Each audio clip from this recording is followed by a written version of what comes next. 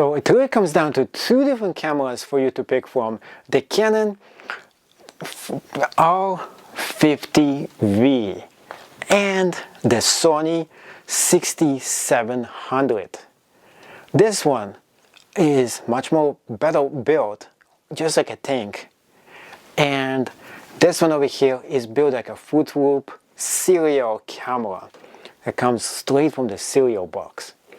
Now, when it really comparison aside, this one just feels so much cheaper, and yet the price of it is much better as well. So when it comes to paying money, you are saving double the cash getting this camera, and it also has video features as well, very advanced and so on. It also comes with an actual charger too.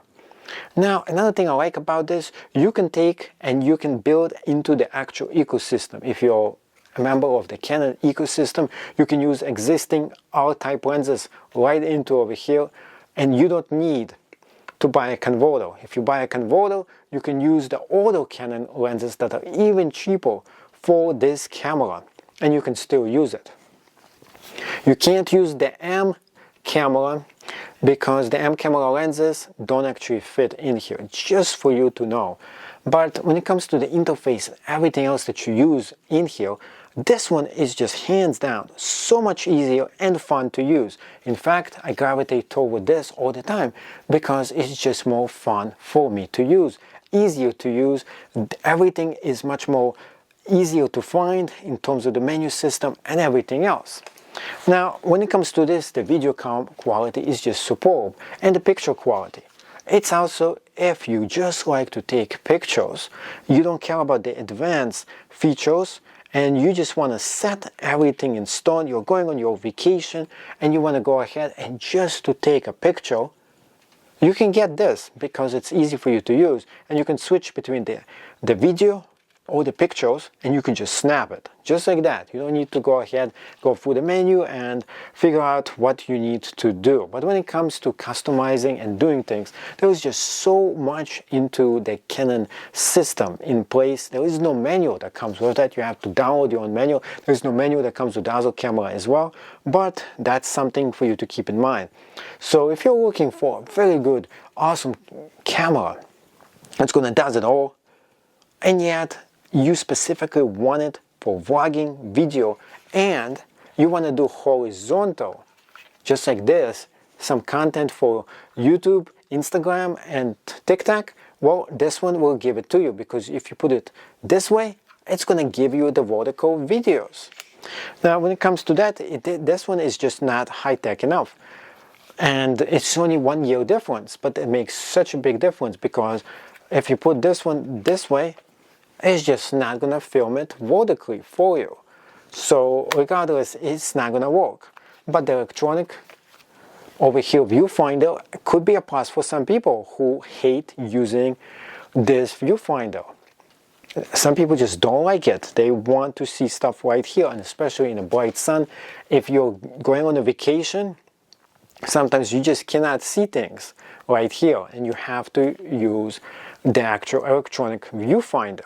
There is a use for that as well. First off, before I get started, both of those are very good and capable cameras, but one of them costs twice as much as the other, and is the price really justifiable for what it is? So this one is 14 to 30 millimeter. You get a lot more of the wide angle by 2 millimeter, which is huge difference.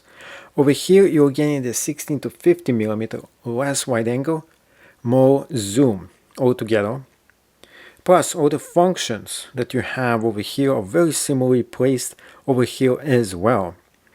We have the record button that is easier for you to use, and zooming in and out. Over here, zooming in and out doesn't actually work right here. You would have to go into the lens itself to go ahead and zoom in and out right on the side here.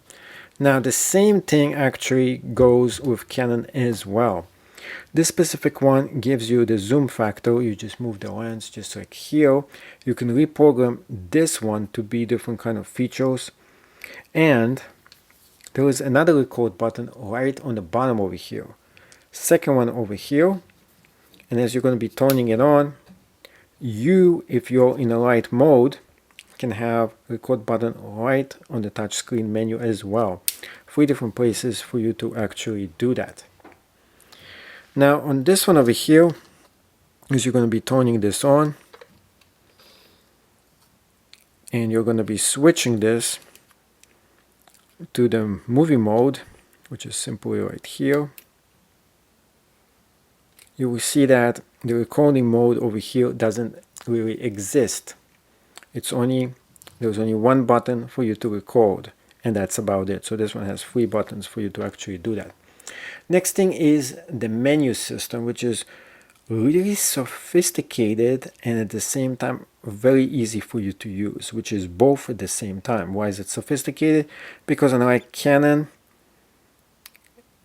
and coming from Canon, it's much more harder for you to figure out what's what here and getting into the interior menu. So it's like really a mess of a menu, especially when you get into this feature right here and you're like, okay, what's this? It's all really set in a way that's much harder for you to find exactly what you're looking for.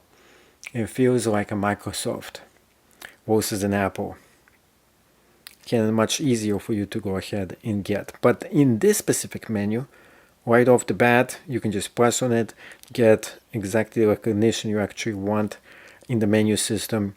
It tells you the battery is low, there is no cloud, and so on. The other thing I want to show you is this comes out right here. Now, this build is just like a tank itself. It's going to be pretty hard for you to mess it up.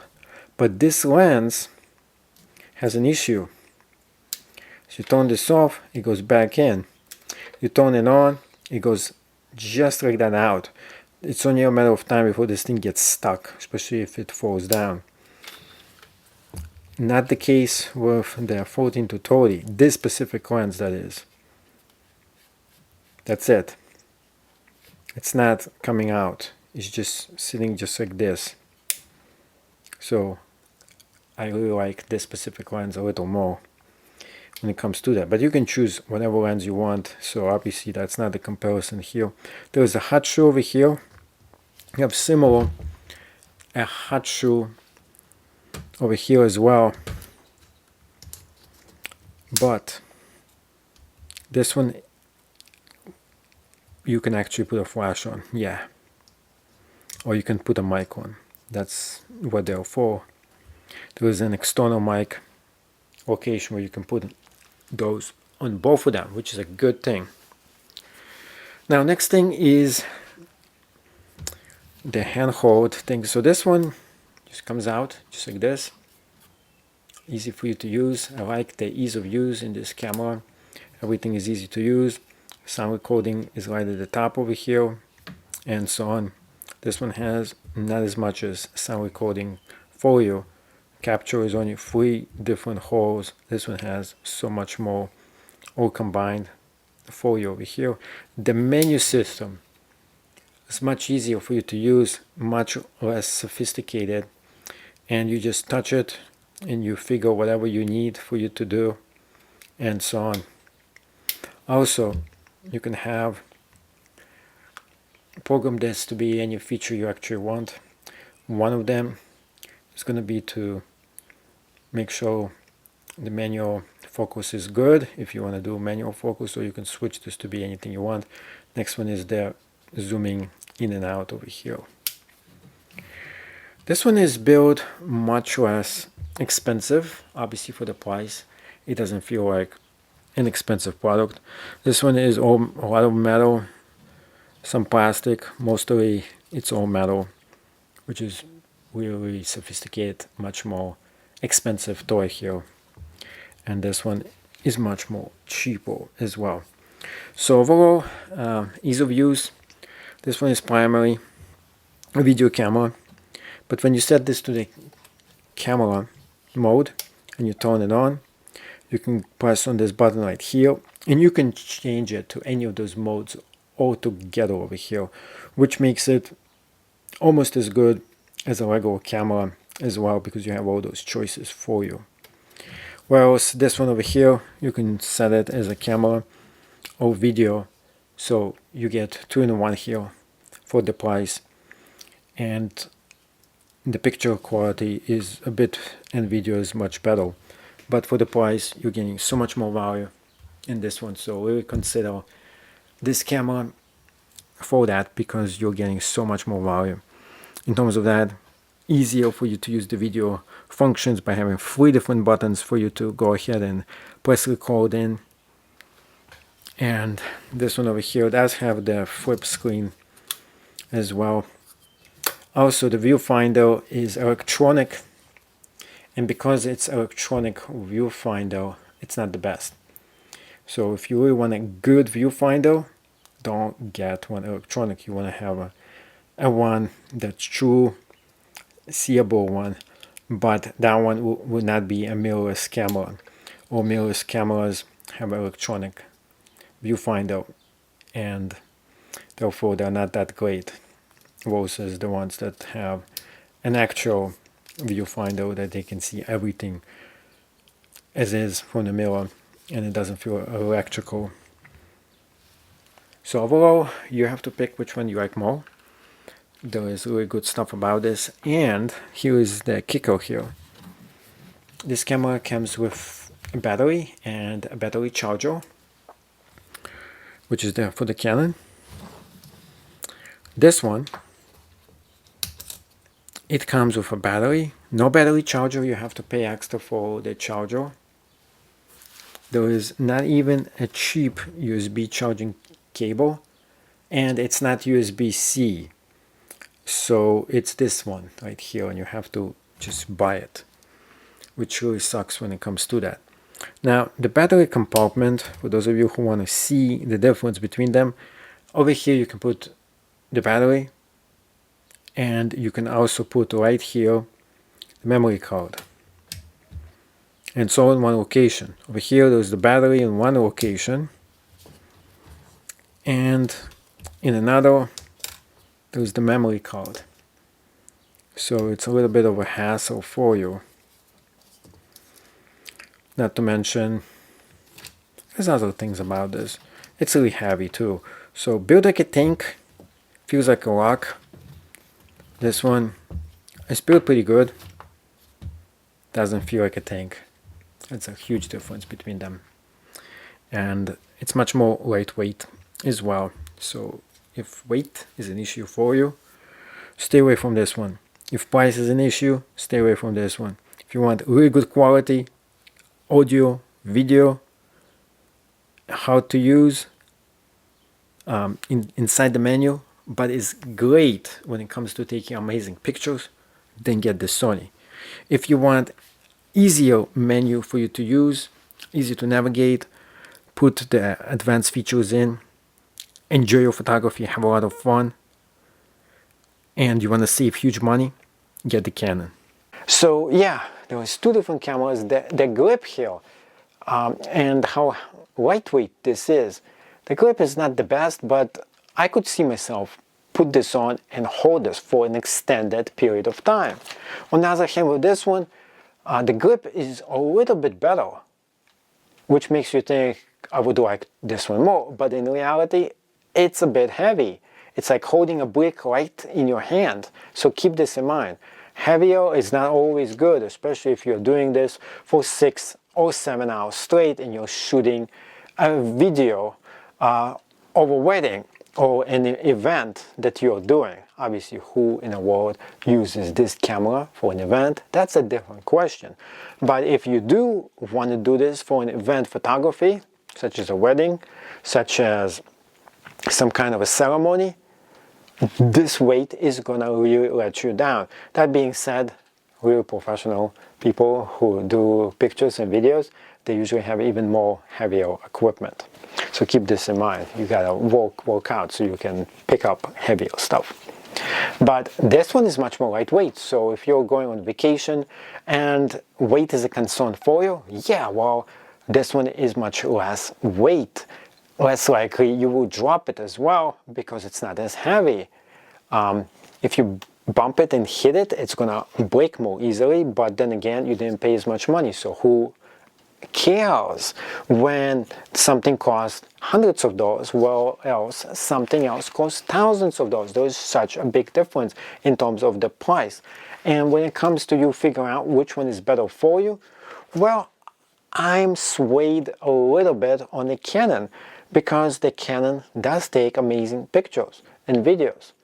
But yet, unless you are going to be actually selling those pictures and videos to clients that are going to pay you thousands of dollars, maybe you don't need the best possible stuff. And sometimes the backup camera that you need for your photo shoot or videos for YouTube, you don't need the best things.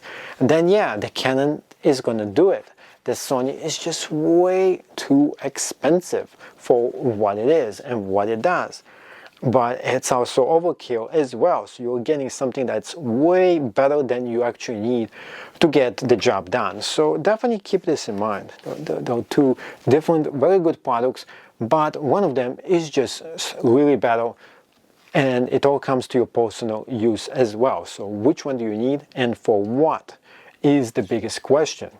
You're doing more vlogging, and you're doing a lot of more videos than pictures, then this one is it, the Canon. If you're going to be doing a lot of videos and pictures, both of them, and you don't care about messing with the entire system, you don't care about the very sophisticated and really hard to figure out things in the menu system, then the Sony is for you, especially if you're just going to take pictures and videos. You're just going to do that. You don't need to go into the menu itself, then it makes no difference. If you need to get into the menu, the Canon is just more easy. And at the same exact time, it gives you a lot more interesting features here. It's easy for you to figure out what you need done for everything else as well. So bottom line is this camera is really good for what it does. For the price, for the value, you're getting very good. Then if you need a very good cinema camera that is small and yet it does everything in one little package without breaking the bank, then the Sony is right for you. Really hard question here, because a lot of people are so comparing them, and yet it's like apples and oranges in so many ways. But if you did like this video and you did enjoy this channel, make sure you hit and ask me any question, right, in the bottom over here. And we didn't do any image pixel picking because a lot of people do the same exact thing for those cameras. I wanted to cover the stuff no one actually did.